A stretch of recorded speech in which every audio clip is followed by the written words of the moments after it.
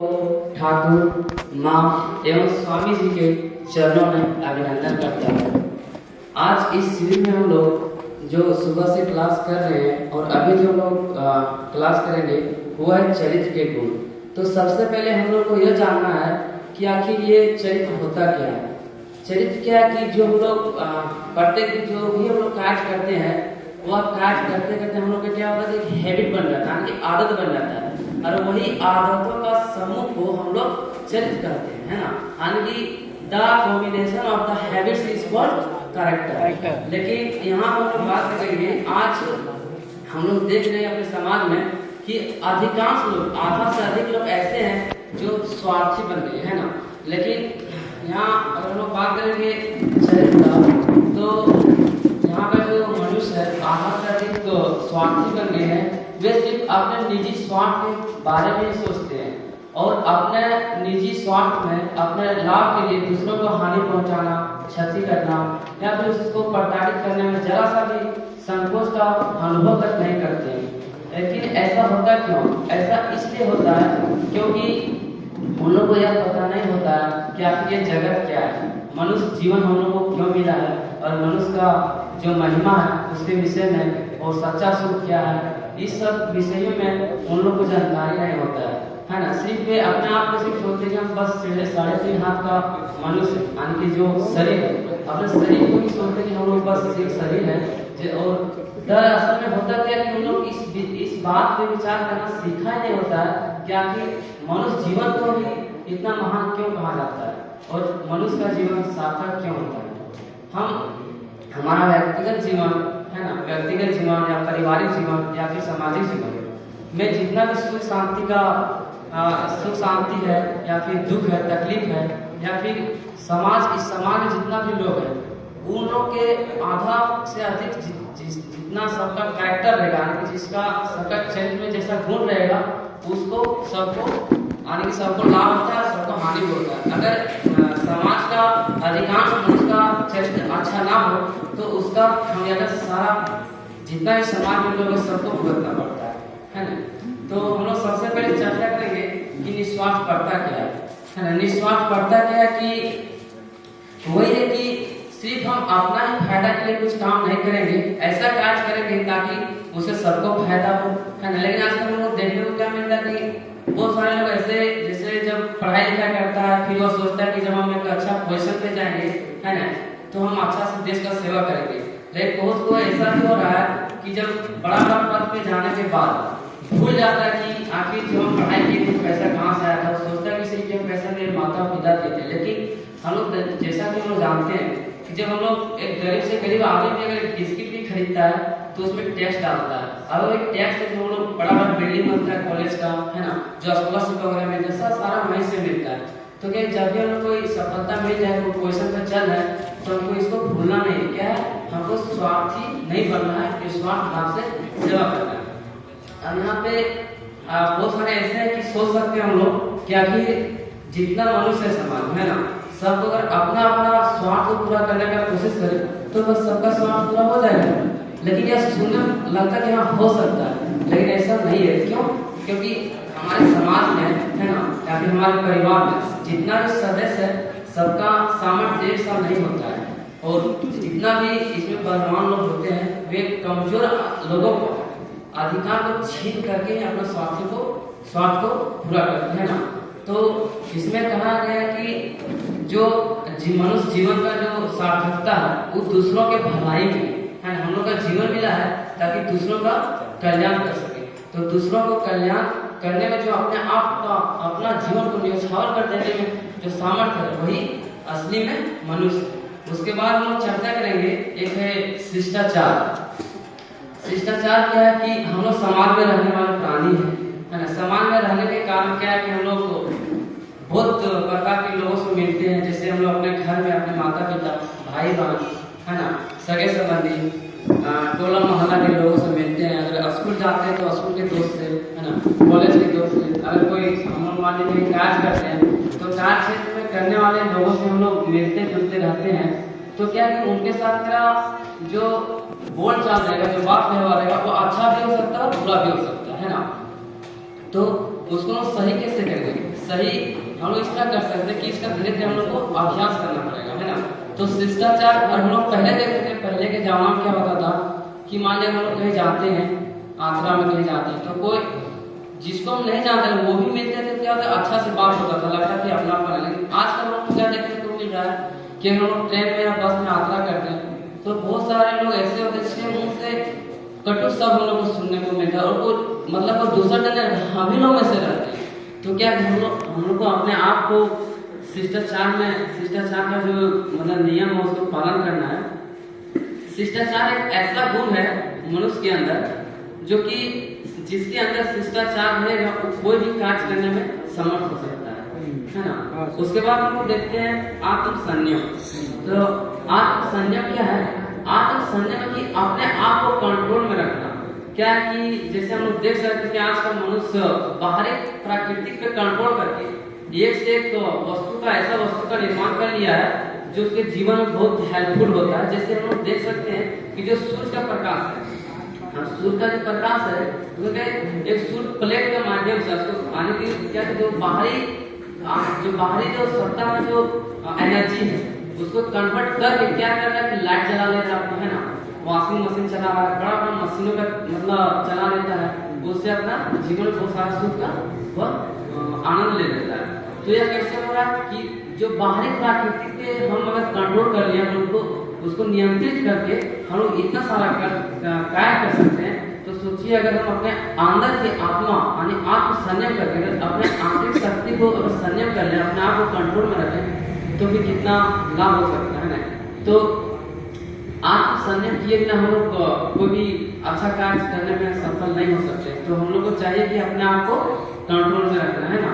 उसके बाद एक वो यहाँ पे जो गुण है वो है सहनशीलता। सहनशीलता क्या है कि आज के युवा में देखने को मिलता है कि कोई दोस्त या कोई भी छोटा सा भी बात बोल दिया तो क्या तुरंत से वह उब जाता है, उससे कटु शब्द बोल देता है, अपनी बात बोलता है और आचरण भी अच्छा नहीं कर पाता है। ऐसा क्यों होता है? क्योंकि उसके अंदर जो सहनशीलता होता है ना वो नहीं होता है। अब ऐसा नहीं कि सबके अंदर नहीं होता है, बहुत सारे लोग हैं। अब सहनशीलता एक ऐसा गुण है, मान लीजिए अगर हम लोग के अंदर सहनशीलता का गुण है तो कभी कभी कहीं हम लोग भाषण वगैरह सुनने के लिए जाते हैं, कोई स्पीच वगैरह, तो क्या होता है कभी सुनने थोड़ा अच्छा नहीं लगता है, चाहे कोई कभी ऐसा व्यक्ति को पेश कर दिया जाता है जो हो सकता है वहाँ पे सीख रहा होता है और वो आ जाता है कुछ सिखाने के लिए। तो क्या होता है अगर वहाँ पे 5 मिनट में बर्दाश्त नहीं कर पाएंगे, छोड़ छाड़ के चल जाएंगे अपना घर, तो जो नेक्स्ट आने वाला जो स्पीच है वो तो अच्छे वाले होंगे तो उसको हम सुन पाएंगे नहीं सुन पाएंगे। तो क्या अपने आप को मैंने क्या किसमें रखना है? सहनशीलता। और श्री रामकृष्ण परमहंस जी कहा करते थे कि जो सहता है वही रहता है, जो नहीं सहता है उसका नाश हो जाता है ना। वे कहते थे कि हिंदी वर्णमाला में 3 ठो सा है, तालेसा, मूर्धन्य और धन्य। मानो ये तीनों सा हम लोग से कह रहे हो कि सहना सीखो, सहना सीखो, सहना सीखो, है ना। जो सहता नहीं है उसका अंत में नाश ही होता है। तो हम लोग को इस गुण को अपने अंदर समाहित करना चाहिए, है ना। धीरे धीरे कोशिश करने से, धीरे धीरे अभ्यास करने से होगा। उसके बाद है स्पष्ट धारणा। स्पष्ट धारणा में क्लियर थिंकिंग। स्पष्ट धारणा क्या होता है कि आज हम लोग मान लीजिए कभी संडे छुट्टी है तो हम लोग कोई मन में कोई स्पष्ट धारणा नहीं रखेंगे। कोई दोस्त बोला चलो मूवी देखने चलिए, कोई बोला चलो घूमने चलिए, कहीं जो भी काम करेंगे उसके प्रति क्या होता है? स्पष्ट धारणा। हम लोग का क्या होता है, अभी जो विद्यार्थी लोग हैं हम लोग बहुत सारे ऐसे युवा विद्यार्थी हैं, क्या होता है अभी अगर एसएससी का फॉर्म आ गया उसको डाल दिया, उसको पढ़ने लगा। अब आगे मेरे बीएड हो रहा है तो बीएड में डाल दिया। अभी इधर जेपीएससी में डाल दिया, यूपीएससी, रेलवे लगा कि सारा का सारा कर ले। क्यों? पढ़ना सब कुछ है, सिलेबस के हिसाब से सबका ज्ञान लेना है, लेकिन जब हमको अगर जॉब चाहिए तो क्या कि हमको क्लियर थिंकिंग होना चाहिए कि हमको ये करना है। कहीं रास्ते में बहुत सारा चीज ऐसा आएगा भटकाने के लिए, तो फॉर्म दिए प्लस हम सोचे जो हमको करना है उसी का तैयारी करना है। जानकारी सब लेना ठीक बात है, लेकिन क्लियर थिंकिंग होना चाहिए, है ना। क्या कि और ये हो गया हमारा जो भौतिक जीवन का, यानी जो पैसा कौड़ी कमाएंगे तो अपने परिवार को अच्छा से चलाएंगे, ये हो गया। लेकिन अगर आप जिंदगी का बात करें कि अपना लाइफ को सही डायरेक्शन में कैसे करें, जिंदगी की जीवन कटना है ना, वो पैसा कटाना, पैसा कौड़ी कमाना, पैसा कमाना, अपना परिवार को चलाना। अगर जीवन का बात करें, जीवन गठन, तो इसके बारे में बहुत गहराई से हमको चिंतन करने की आवश्यकता है। देखिए हम लोग क्या है कि हम लोग कोई घर बतवा नहीं है कि नदी है, घर बतवा है, पानी इधर चल गए, इधर चल गए, कहीं फंस गए, इधर फंस गए, यानी कि जहाँ जाएगा जिंदगी वहाँ जाएगा आराम से, जो मन करे सो करेंगे, ऐसा नहीं। हम लोग का क्लियर थिंकिंग होना चाहिए, है ना, उसके ऊपर काम करना चाहिए। देखिए हम लोग का क्या होता है कि बहुत सारे लोग का जब लोग का जन्म होता है, जब लोग शिशु होते हैं, तो क्या कि बहुत सारे भाइयों का बचपन से इतना अच्छा फैमिली में जन्म लेता है जहाँ पैसा वगैरह का दिक्कत नहीं होता, छोटा सा बहुत रंगीन सपना देखने को मिलता है कि हम बड़े होंगे ये करेंगे, वे करेंगे, वो करेंगे।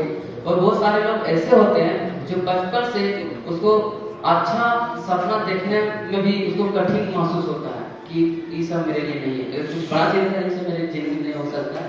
लेकिन वही बच्चे जब बड़ा होते होते 8, 9, 10 में पढ़ते जब उसका जो शिक्षा प्राप्त करता है तो वो क्या एक जो क्लियर थिंकिंग बन जाता है ना, आसपास ध्यान, तो काम करते करते बहुत ऊंचा पोजीशन पे चल जाता है। जैसे कि हम समाज में देखते हैं कि जन्म लिए है छोटा परिवार में या बड़ा परिवार में, ये मायने नहीं रखता कि आप शिक्षा अगर सही शिक्षा पा रहे हैं तो आपका जिंदगी सफल होगा, है ना।